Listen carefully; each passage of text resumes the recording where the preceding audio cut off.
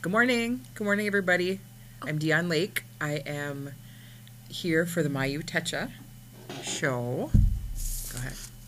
Good morning. I'm Winona Burley. I am the administrative assistant and crisis line manager for the System Within Crisis Line in the Behavioral Health Department.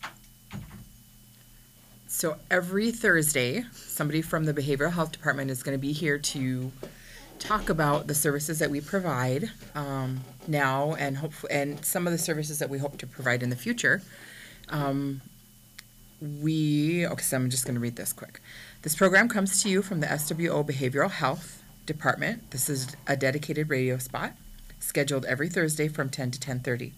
The initial intent of this program is to inform, educate, and provide awareness of domestic violence, sexual assault, outpatient treatment, day treatment, youth services, men's group to address anger, batterers, court referrals and domestic violence, counseling, and the crisis line. All services provided by behavioral health are to begin the healing process. All the above are a part of everyday life for many women, children, and men and aunties and uncles, grandparents, and extended families.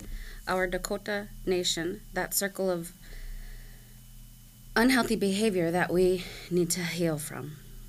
No one is born to be an abuser, molester, drug abuser, alcoholic, rapist. Something traumatic has occurred in their life of the abuser or the perpetrator in order for them to begin the spirit harming, and in many cases, a lifelong painful journey or reliving or remembering the ugliness inflicted upon them. In the future, we will be accepting call-ins as well. So today we are going to talk about, I'm going to talk a little bit about the assessment process because I think that that's something that is real unclear. It's not always, we don't always understand the assessment process and what goes along with that and kind of the beginning stages of treatment. And then I'll give updates on the day treatment. And I think Winona, you're going to talk about. I'll be sharing how the programs work together and how they're meant to serve the community. Okay, so I'm going to just kind of introduce myself because I don't think I've done that. I kind of just assume people know me, I guess, but probably not everybody does. So my name is Dion Crawford Lake. I am a tribal member, a member of the System Waptenoyate. I am from the Lake Traverse District. I am currently in school for addiction counseling from the University of South Dakota. I am completing my finals for this week, and then I'll be taking a summer semester, and then after that I will be completed with that certificate. It's a certificate program that helps people who, or that is for people who have a degree and want to become an addiction counselor. So right now I'm on trainee status. I'm an addiction counselor trainee. That gives me the authority and the privileges of being able to assist clients and run groups, and I'm supervised by Richard Bird. So basically he is responsible for supervising my work and ensuring that I am staying within the guidelines and boundaries of the ethical standards and everything that goes along with being a counselor. With that said, I just want to say that I kind of stumbled into this field, but I really love it. I really feel strongly that every person, as long as they're breathing, as long as their heart is still beating, they can get clean and sober. And sometimes it takes a few times in treatment. 90%, and this is a scary statistic, but I think that we need to be aware. 90% of people who go through treatment, who have that diagnosis, will have a relapse. That doesn't mean that everybody will go back into substance use, but they'll relapse, and they might trip, they might stumble, and the goal is always to help people get back up and just keep going in their sobriety journey. So with the assessment process, one of the pieces in the assessment process, the evaluation process, is the very beginnings of how people receive treatment. I think it's not always understood what that looks like, but it's the most important piece of helping somebody to get help, because it's what it is. It's an interview, and it's done differently at different places. We are going to be doing a different kind of assessment that is modeled after the Rule 25, and that assessment in Minnesota.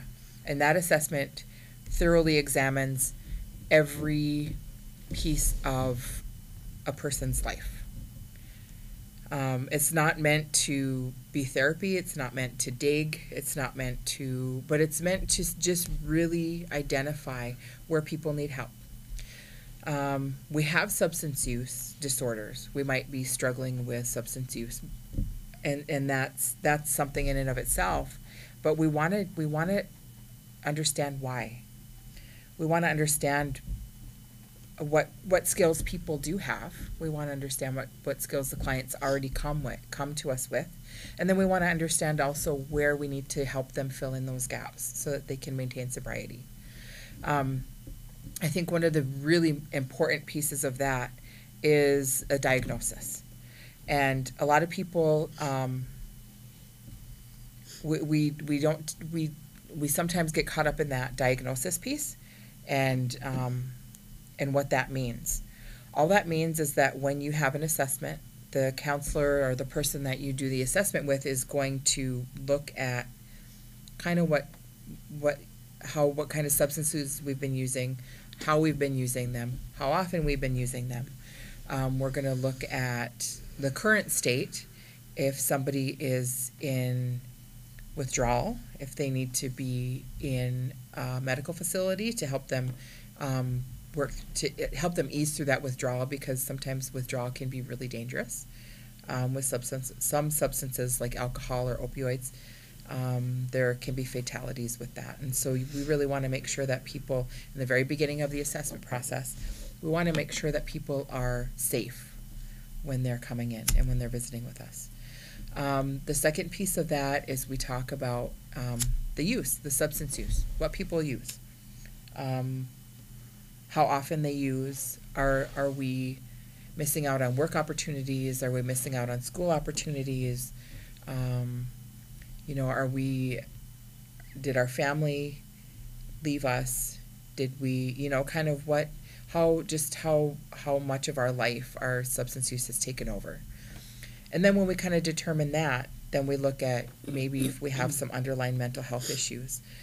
There's such a strong relationship between mental health issues, mental health disparities, and substance use.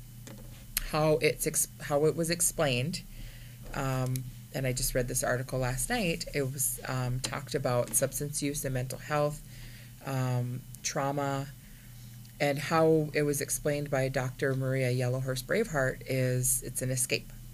Mm-hmm. It's an escape from the pain that people self-medicate.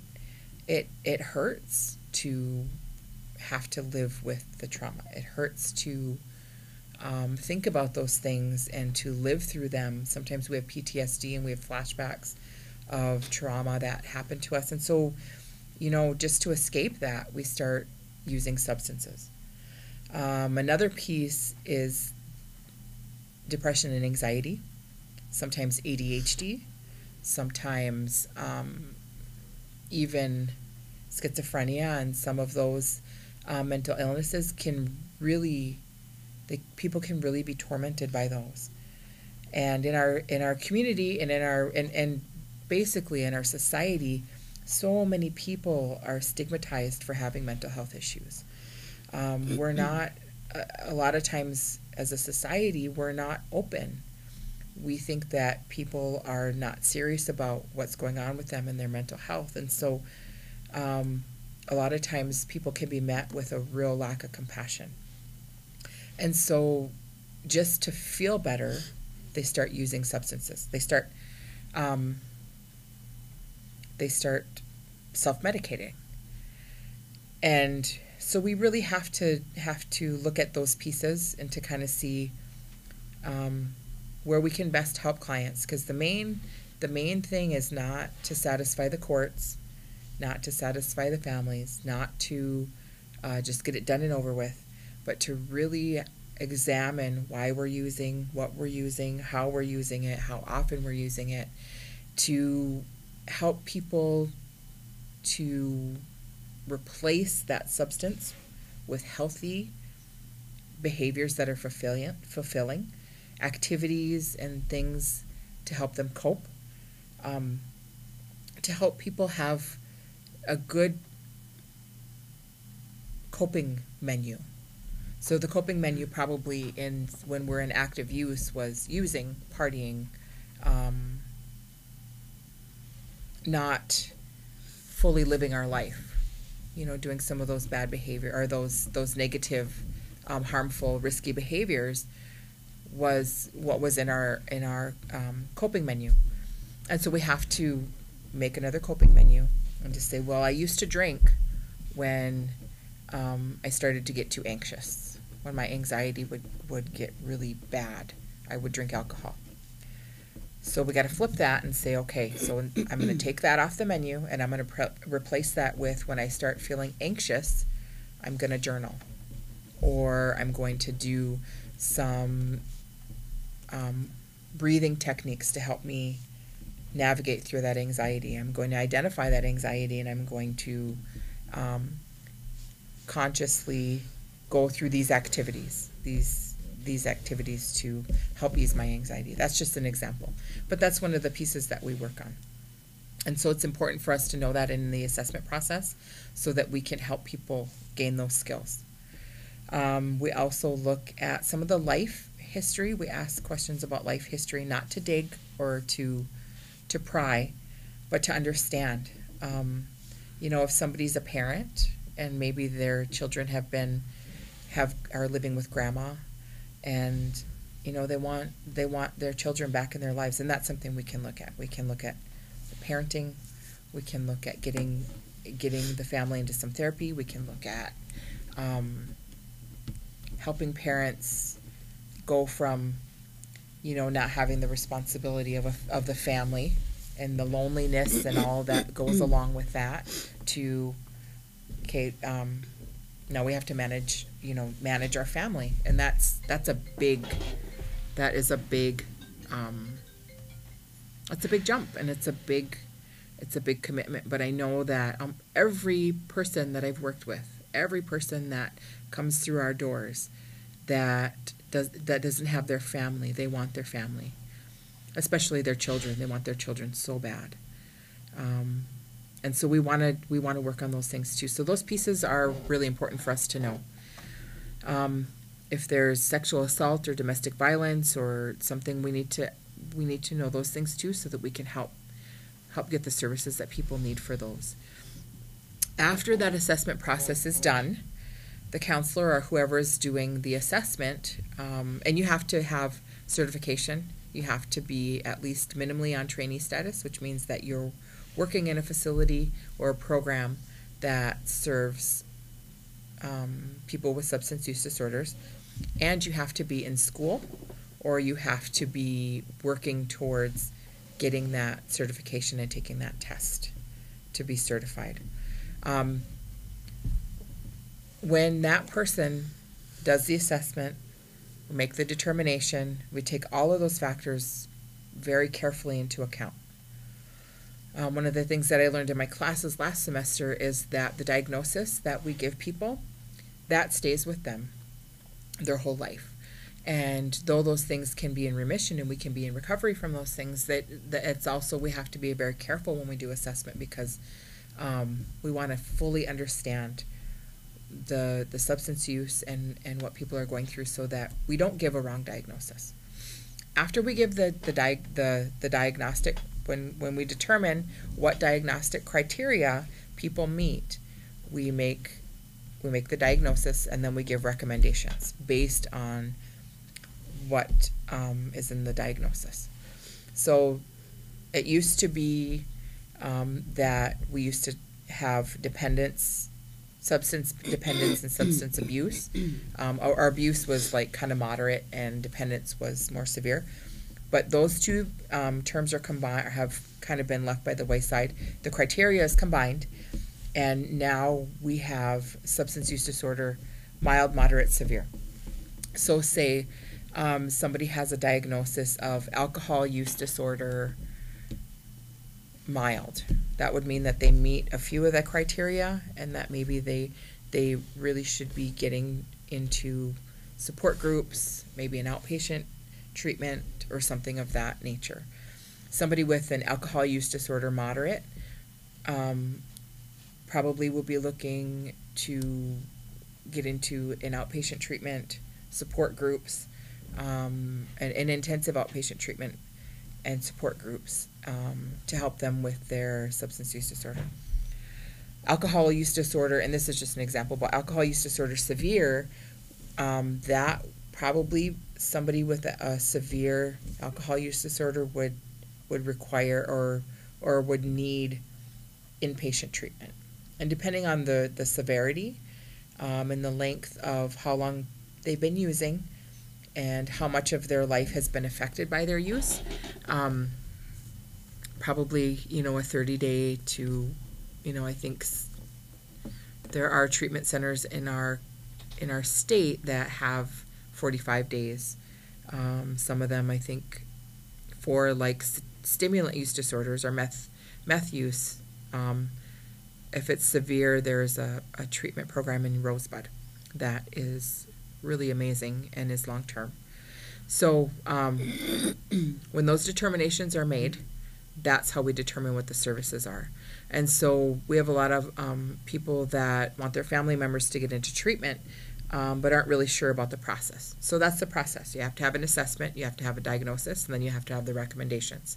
And those three things are all, they all happen together. So if you know somebody that you suspect, or if they suspect that they have a substance use disorder, Dakota Pride does assessments. They are kind of the leading facility in the community for treatment, and so you can contact Dakota Pride for an assessment, or you can contact the SWO Behavioral Health Mayuteca Day Treatment program for an assessment. That number is 698-2110. And I'm going to give a quick update on the day treatment and then hand it over to Anuna. So our day treatment is going to be opening on May 14th. We do have clients that are waiting. We do have people that are in the program that are just going to stay in the program and complete what they've already started. And if they want to come to some of the other groups, then we'll definitely welcome them into those groups. So May 14th is our opening date. We will be having a grand opening. We are hoping on June 4th, but we'll let you know exactly when that grand opening is going to be, and that'll be a big event. So we'll put that out in the community. But May 14th is our opening date. So call us if you need an assessment, if you're interested in coming into the program, if you know somebody that could really benefit from day treatment, let us know. We really want to help. That's our main goal, is to help. So go ahead. Thank you. That was a lot of information. Yes. That I hope is helpful for those that we have questions that come in through the crisis line or by text or emails or even Facebook Messenger, and we're hoping that this space, this time frame on the radio on Thursdays, we'll be able to share that information so that it can become more informing and build the awareness within our community. So what I wanted to share was a little bit of information regarding our grant projects that we have. So the programs that are under the Sisseton-Waupun Behavioral Health Department are the Native Connections program, which is actually it's a SAMHSA grant that we received, that the tribe received in 2016, and that the purpose of that grant is to be able to develop a behavioral health center for our community, which is how the Sisseton Wapton Oyate's Behavioral Health Department has developed, how it became to be. From the initial community assessment in where we were in terms of suicide prevention and substance use prevention, we were having, the community was struggling with an increased number of relatives that were affected by suicide or suicide ideation. And from that community assessment, what was most pulling was realizing that we needed one central line or a central space where people can contact for emergencies or help when they were in crisis. And that is how the Sisseton Wapton Oyate's crisis line came to be. For the last year, it's been advertised as the Native Connections crisis line, and now we're going to be rolling it out formally as Sisseton Wapton crisis line. There are 2 numbers for it. It is a text and call number. The local number is 605-419-1036, and the toll-free number is 1-833-419-1036. That is a 24/7 crisis line, so it's not intended for somebody to call and just to be passed off to someone else. We have volunteers that have the phone at any hour of the day that will wake up, day or night, and will wake up to a call or a text, and we're there to support whoever is on the other end of the line. I've had individuals call that were struggling with the loss of a loved one, contemplating, struggling with finding the hope to stay here themselves, dealing with domestic violence, sexual assault, sexual abuse. There's no a recent breakup. There's no limit of what's okay or not okay. We all struggle with our own different soul wounds, that when you need somebody to talk to and you need someone to just hear you, or so you don't feel alone, that is what the crisis line is for. There are a number of people that contact, and it remains anonymous. That is also a space for referrals where they see that their niece or their nephew is struggling, or noticing that a neighbor is not in the right state of being, and it's really a space for help. So that's the Native Connections and Crisis Line. The second program that is under the Behavioral Health Department was it's MSPI, which is Methamphetamine and Suicide Prevention Initiative, Generation Indigenous. That is the purpose area for grant that we have, which is for youth programming. That is where suicide prevention and substance use prevention are targeted through cultural-based programming and leadership, mentorship, in programming that we're welcoming and inviting youth and adult mentors who would like to be more involved, who would like to see a different community. For those who want to be more engaged, that's the purpose of that, is to really be able to develop the programming where we are providing that. It is now changed, actually, so MSPI is now SASP, or SASP, which is Substance Use Prevention Initiative, or Programming, excuse me. And so sometimes it's really confusing. You see the acronyms thrown out and it doesn't make sense. We didn't change it. The grant. We didn't change it. They just told us it's changed. Our grant, basically the government informed us, you're no longer MSPI, you're SASP, and we hope that we hope that the people that you're serving in your community understand that. So The third grant is, or the third program is the MSPI, which is now Mayuteca Day Treatment, and that is the Suicide and Substance Use Prevention Purpose Area 3, which is where Dion covered, and the fourth program is DVPI, which is Domestic Violence Prevention Initiative.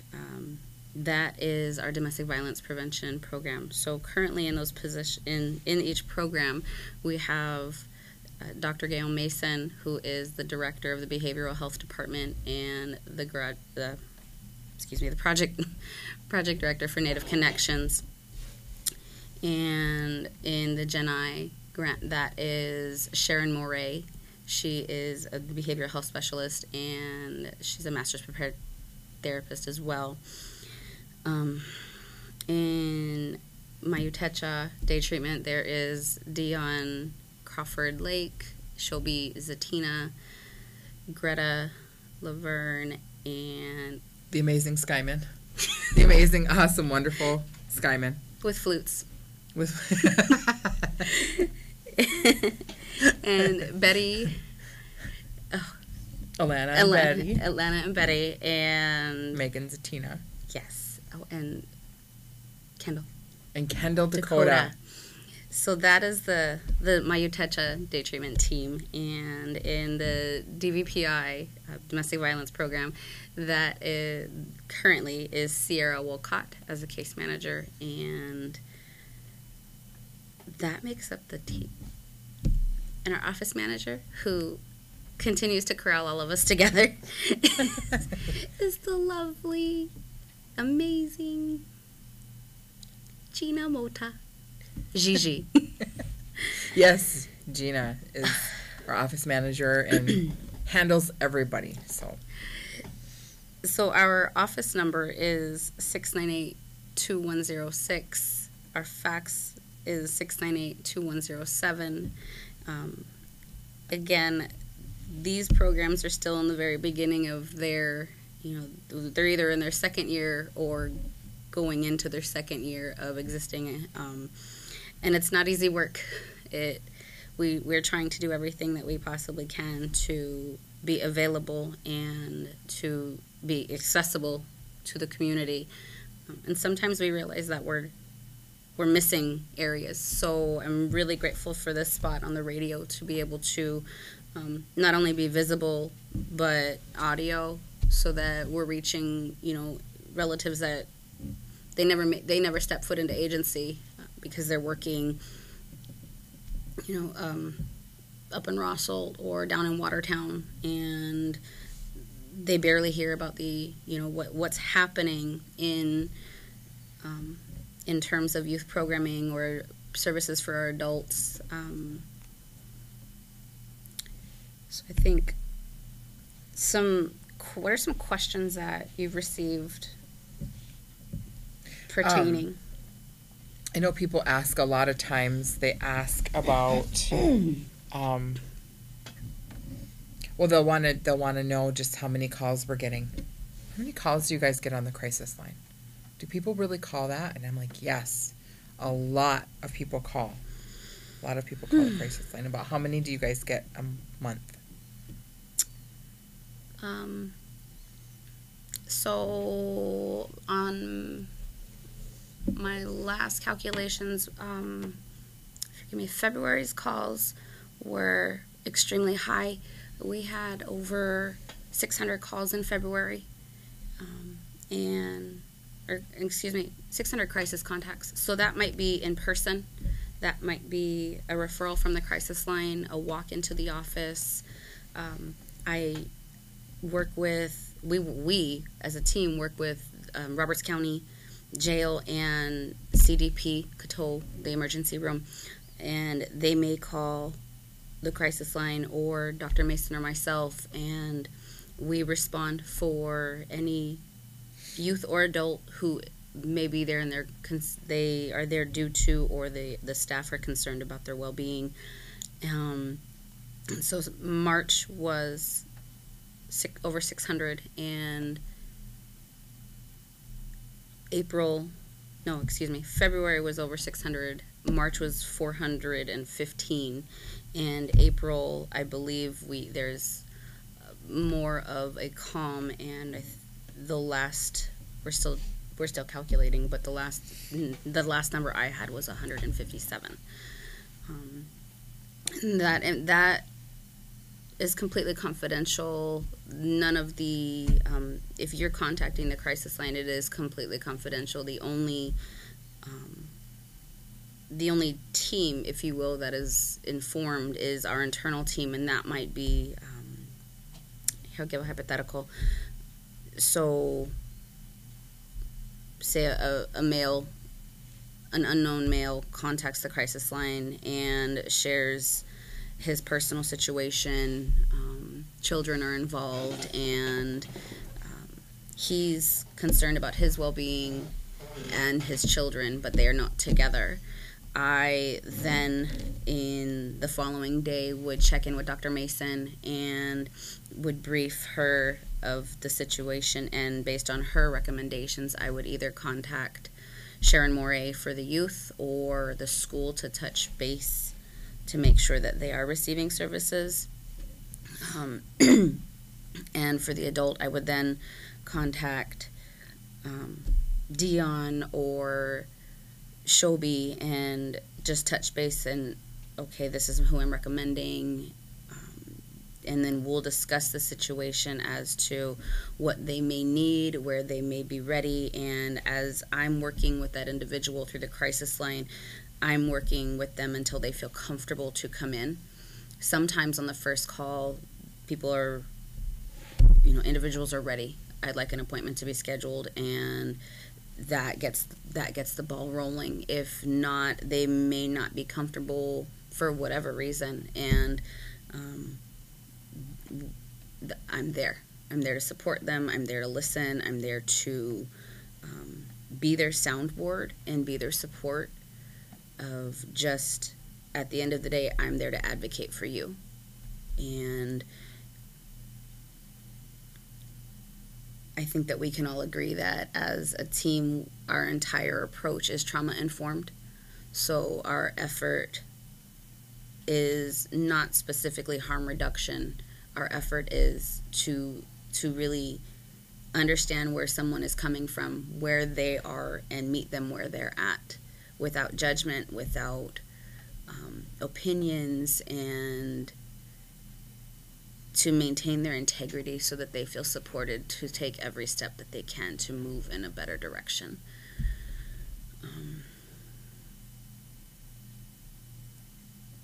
Follow-up.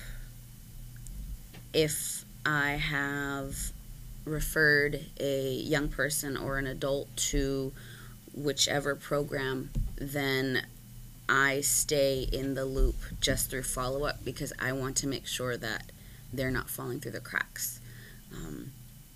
We have had a number of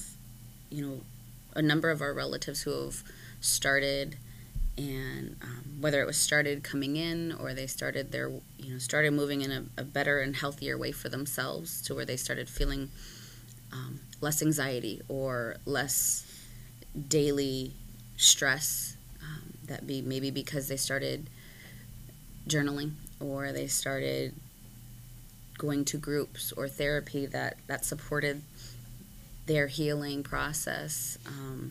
And if I don't hear from them, then I might just briefly check in, like, hey Dion, how is this individual? And on certain occasions, she might share that they haven't seen the individual for a while, so then I would begin reaching out again, just trying to check in with them and see how they are.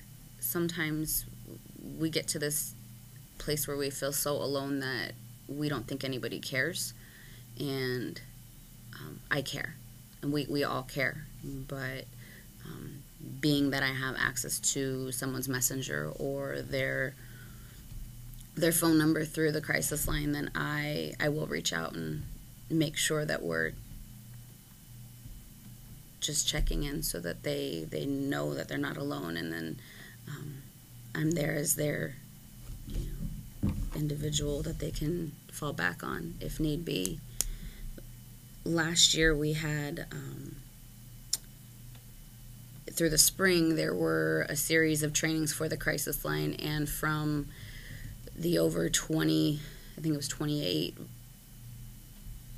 individuals who had been trained, there were 11 volunteers. Due to so many situations happening that affected each volunteer, we have slowly lost volunteers because you have to take care of yourself first.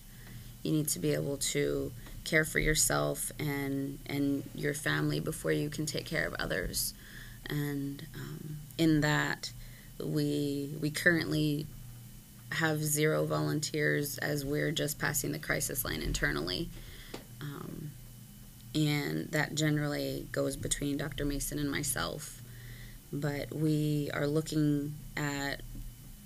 we're planning and trying to schedule out training for the community, because there have been so many men and women at all ages that have approached myself or other members of the team of like, are there crisis line training? How do you get volunteers? Or we want you involved. So currently we have begun a list of individuals that have stopped us in the community or have come in and shared that they were interested.